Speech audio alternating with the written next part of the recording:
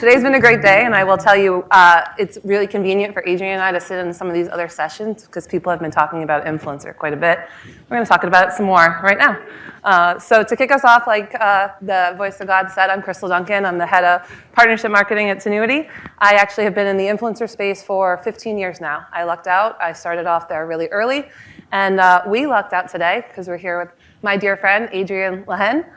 Adrian is the global head of operations for TikTok Creator Marketing Solutions. Got it. I got it this time. Yes. Thank you. Well, thanks for joining, Adrian. Let's just jump right in. So I think for years, and actually we've heard it today a couple times, people put influencer into this upper funnel tactic bucket, but we're starting to see more and more trends that influencers can convert. So talk a little bit about how you guys are having those conversations with your clients at TikTok and what that looks like from your perspective. Yeah, absolutely. And I think the first question that we ask ourselves, right, is why do people come to TikTok in the first place? And how did TikTok become the phenomenon that it is today? And really the reason that people come to TikTok is it's an entertainment platform. People are coming to be entertained, they're coming to be inspired, and they're coming for discovery. This is maybe a bit different than why people come to other platforms. And so creators are really the backbone of all of that. Creators really create really entertaining content on TikTok, and TikTok makes it really easy to create content. It makes it really easy to be a creator on the platform. There's a lot of tools in the app, whether it is duets or stitches or the ability to reply to a comment very easily. So it makes it really easy, but creators are taking that creativity to a whole new level on TikTok. And brands are playing a really big role in that too. People are coming to TikTok not only to hear from the creators, but they're also coming to hear from the brands they know and love as well. They're also coming to TikTok to discover new brands, to discover new products. TikTok Made Me Buy It is a really big trend on the platform, and so that's a really great representation of the fact that, people are coming to hear from the brands. And so how, one of the big, things that we really think about is TikTok is a real fertile ground for performance marketers. And TikTok is also like really shaping the marketing funnel. We talked a lot about the marketing funnel in a lot of these sessions. And so I won't sort of bore you with the details of that, but in terms of really collapsing the marketing funnel, consumers are seeing creators talk about these products and they're pressing the purchase button right away. And then brands are retargeting those consumers and building that brand loyalty and building that consideration for other products that they might have as well. So the marketing funnel is getting collapsed on TikTok. The marketing funnel is becoming inversed on TikTok. And our recent Creators Like Me study shows that brands who partner with creators are seeing tremendous results. On TikTok, they're seeing 26% lift in brand favorability. They're seeing 22% lift in brand recommendations. And 71% of viewers on TikTok have said that they've purchased a product because they heard about it from a creator. I love that. I think that there's a piece too that was touched on a couple of sessions ago with Hyatt and Anna around like this trust and authenticity piece as well. And I think TikTok kind of shows that, right? You're actually, if someone loves a brand and they're talking about a brand, that's where we see the magic happen, right? Like we're actually seeing conversions happen. I've worked with clients before and they say, why aren't these influencers converting? And the question is, does the influencer love the brand? Have they talked about the brand before? Are they just doing a one-off transaction? Well, that could be our problem there. We have to actually look at this both from a statistical numbers perspective, but also from a creative and a brand love perspective as well. So I think that that's kind of a aha that a lot of brands are kind of coming up with of like, I actually need to find folks that really do genuinely love my brand. Yeah, I think that's such an important point. There's so many creators to choose from, right? There's millions of creators on any platform.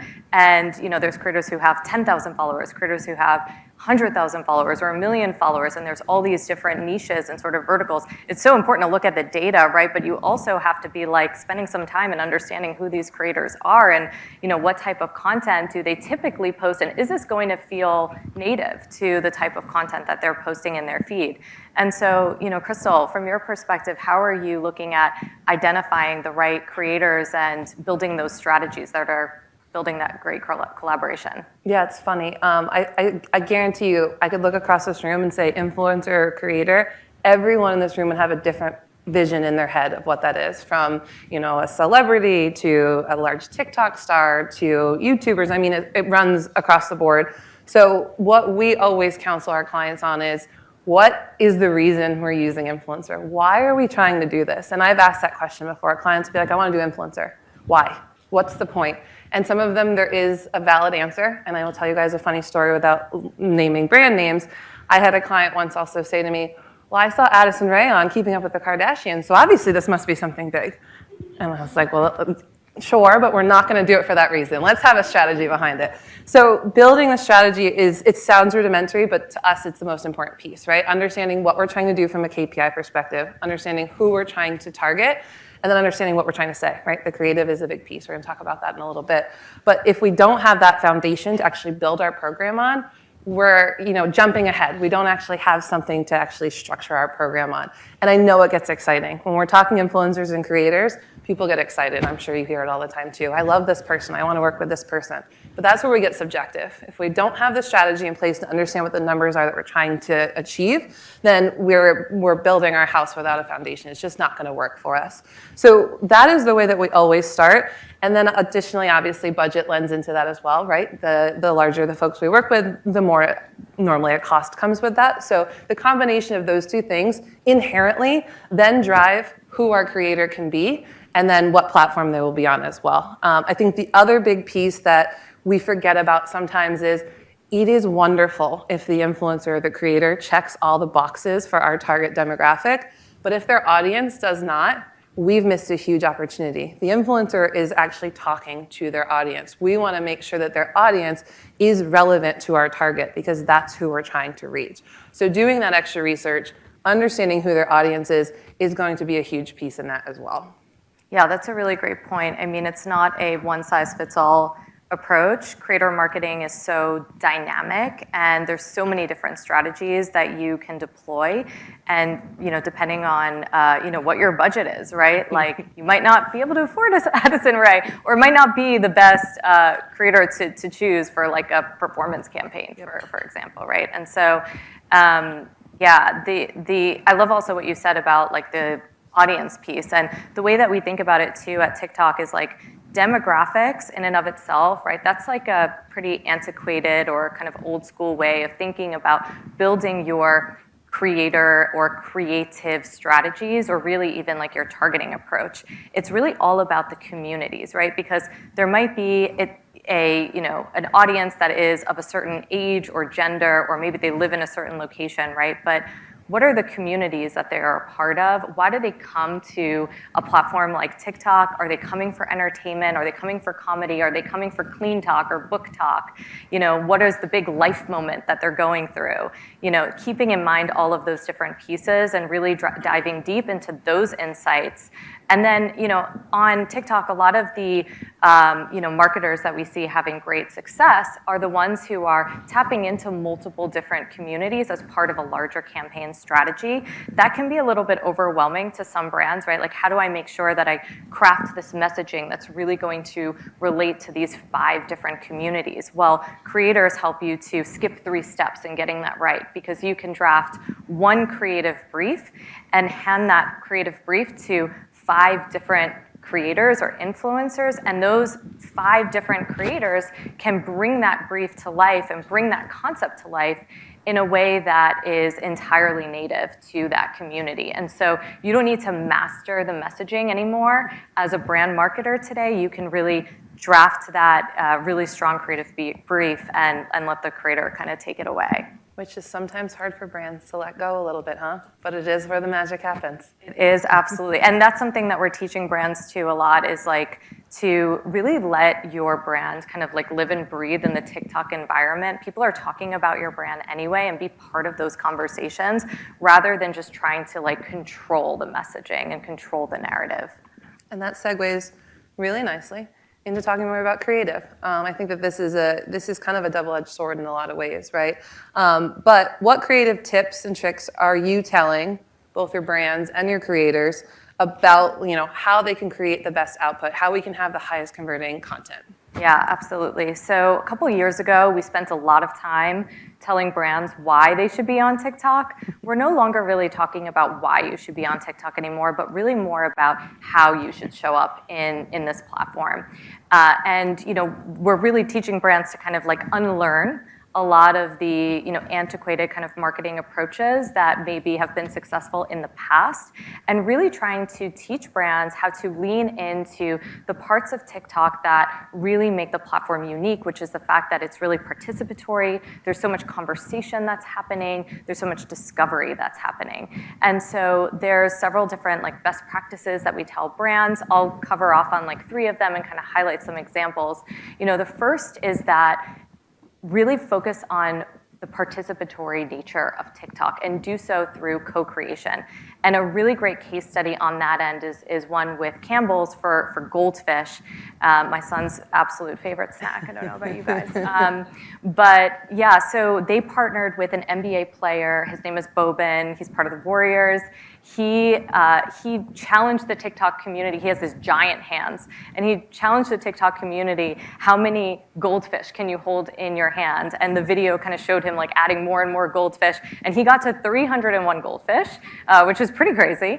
And that video, that challenge, really prompted so much participation. There were nearly 1 million creators that participated in that challenge, and it generated nearly 2 million videos. And so even those creators were creating the video, like they were participating multiple times, really trying to beat Boban.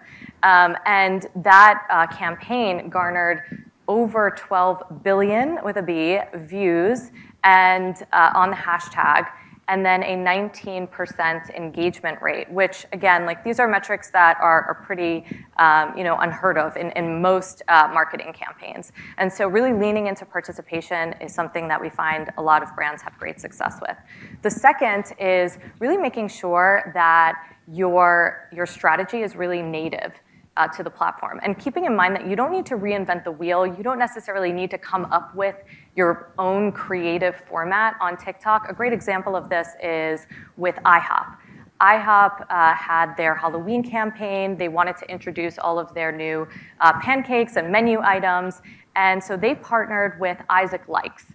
Isaac Likes, he is a DJ in New York City. He also is a content creator on TikTok who has this format that he created, which is basically like he says, nobody asked, and then inserts a interesting commentary or like some tip or advice of something you should do this weekend, and then he ends it with, I like you. It's just like this very engaging format that he came up with, and really only he could do this well, right?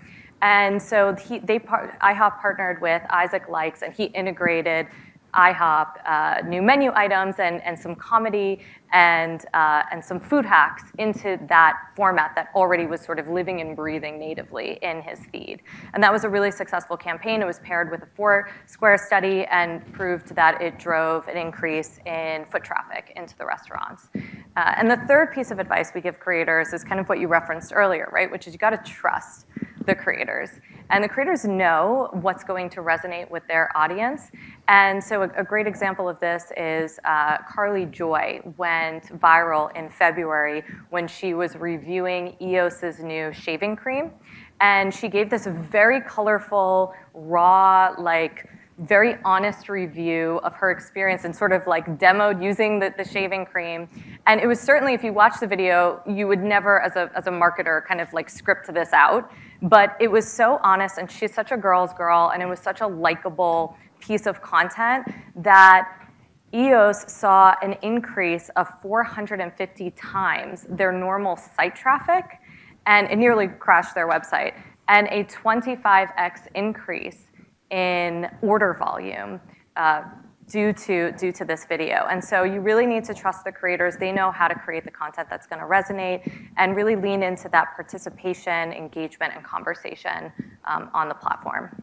Kind of leans into that authenticity thing we were talking about too, right? That last example. Like 100%. you couldn't script that as a brand. Yeah, you can. And you don't even need to, right? Like you don't need to kind of fake it, because the creators can really bring that really natural in their own tone of voice. And also the thing that we say to brands too is like, let creators be your brand advocates. Let your brand advocates, shout from the rooftops about how amazing your product is. You don't need to really do that heavy lift like maybe you had to do in the past. Love that. I love that. So yeah, Crystal, as an integrated, performance agency, how are you looking at influencer content in your larger digital plans? Yeah, I think that it's really interesting to have been in this space for as long as we've been in it. I will tell you, when this influencer thing was in its infancy, most people were like, I want to try this out. I want to test it out. I've got some extra money here. Let's give it a shot. And it's not like that anymore. If anything, we've moved way up into the planning process and are part of a lot of these conversations early on. I think that where influencer content is going now is we're seeing this influencer content living on the influencers' channels, but brands are understanding that it can also supplement branded content. Content's expensive. I don't have to tell anyone in the room that. It's expensive, it's time consuming, it's tough to make. So influencer content is a great supplement to that.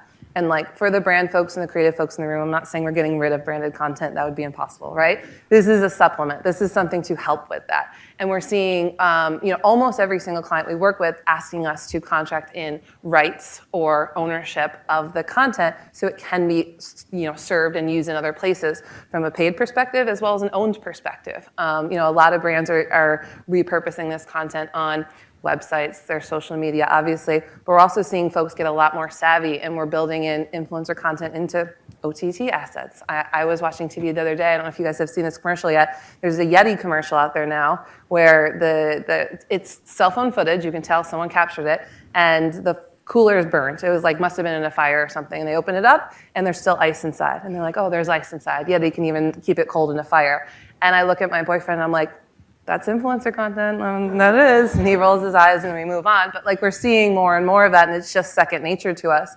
And even this example that's up on screen right now, we work with Elf quite closely on a multi-channel kind of offering with them. And we were able to take a good amount of influencer content and partner with our paid social team to actually run on TikTok with this influencer content. And I'll spare you the details and the nitty gritty, but we were able to see a ton of efficiencies in an ongoing program, right? This influencer content was able to actually be leveraged and paid. And I will tell you, I think one of the really cool things was we are able to actually inform creative with the influencers based on data, not only from the organic perspective, but the paid perspective. You were talking about briefs before. We give the influencers briefs and let them run with it. But if we're noticing that some attribute that the influencers are talking about over-indexes from other pieces of content, we might rejigger our brief and say, okay, maybe instead of you talking about price, we're going to talk about quality, because people are engaging or taking action more on the assets around quality. So that is actually able for us to be a little bit more agile and actually make optimizations real time from a creative perspective, informed by data as it goes on. Yeah, that's a really great point. And, keeping in mind that, on TikTok, we have this saying that it starts on TikTok, right? And the idea that TikTok is this sort of breeding ground for a lot of the cultural trends that then ultimately take place off platform as well. Oftentimes you'll be driving in the car, or at least I'll be driving in the car, I'll hear a song come on, and I'll be thinking about, the video. I can imagine the dance that's sort of going against that song, right? And so really that idea that TikTok is really that sort of breeding ground, and creators are really a great way to sort of tap into the cultural zeitgeist that exists in a way that makes that content not feel like an ad is really important. And at TikTok, we have several products that we've invested really heavily in, and we're continuing to invest in a whole suite of solutions that really make creator marketing easy on the platform. One of those tools is called the TikTok Creator Marketplace, and that is our official platform for brand and creator collaborations. It's a self-serve portal where you can identify creators based on a number of different smart filters. There's a couple of ways that you can reach out to creators on TTCM. The first is through direct invitation, so that's kind of like your traditional influencer marketing approach where you have a list of different attributes that you're looking for, and you can filter down and find the creators that you're looking for, or maybe you just know off the top of your head, you work with XYZ creator and you want to reach out to them and send them a direct invitation and invite them to participate in your campaign. The second way is through open application campaign. An open application campaign really democratizes the selection process. It allows you as a brand to post your application, your creative brief in a more kind of bulletin style format, and then creators can self-apply if they are interested in participating. What's really great about that product is it helps brands to discover creators that maybe they didn't think about for their campaign. And oftentimes we see marketers using both a direct invitation to work with the creators that they already know and want to work with, and then also kind of round out their influencer marketing strategy with creators that they discover through open applications. So it's really successful from that perspective. And then you mentioned paid media. Paid media is really important for a lot of the campaigns that we're running, and TTCM is directly integrated with TikTok Ads Manager, so it makes it really easy to apply paid media. Spark Ads is a really great product where you can boost that creator content with paid media, and we see really tremendous results, as you can see up on the screen, in terms of Spark Ads. I love that. Yeah, and we talked a lot about the strategies involved with creator marketing, how to find the right creators, but measurement, of course, is a huge component here. And so, Crystal, from a measurement perspective, how are you proving the efficacy of this space? I think that's the billion-dollar question that we could probably have a whole nother session on, right? So I think that there's a couple different pieces from a measurement perspective. Influencer has the same struggle some other channels do, where we focus a lot on last click. If someone didn't click directly from the TikTok to purchase, then we've got some issues there. So what we're looking at with our clients is not necessarily just relying on last click, but what does the larger marketing mix look like? We've had several clients that have talked to us where they've said, if the influencer content was in market last month, we actually saw more efficiencies on our other media, lower CPCs, things like that. You mentioned retargeting before. I think that that's a huge, it's probably underused, to be quite honest. I love it when I see my favorite creator, influencer post about something, and then later I'm actually targeted because I'm like, oh yeah, I want that. I'm going to go back and purchase. So there's a lot of these other ways that we're kind of counseling our clients to not only think about looking and measuring influencer content, but actually building on it to make it something that is a larger holistic program and not just something that is in one silo. I think that a lot of times we tend to get siloed and forget to pick our heads up and look at kind of the greater ecosystem there. But it is certainly something that we're thinking about. Halo analysis are another really useful one. We've done some match market testing before, so understanding if influencer content is running in one market, do we see a lift in those places? So trying to understand that outside of just being beholden to the last click attribution model is something that I think the whole industry is struggling with, but something that if we structure our program properly, like we talked about a little bit ago, what are the KPIs of the program, we can actually measure them on the back half. So guys, that's really it. That's the gist of what we were going to talk about from a creator and influencer perspective today. Adrian and I will be around. We'll be out hanging out in the Poppy area. So if you guys have any questions, reach out to us. I know you have a plane to catch. So if Adrian's not around, she also told me you guys have permission. Connect on LinkedIn, find us online. We're more than happy to continue the conversation after today as well. Thanks, guys. Thanks so much.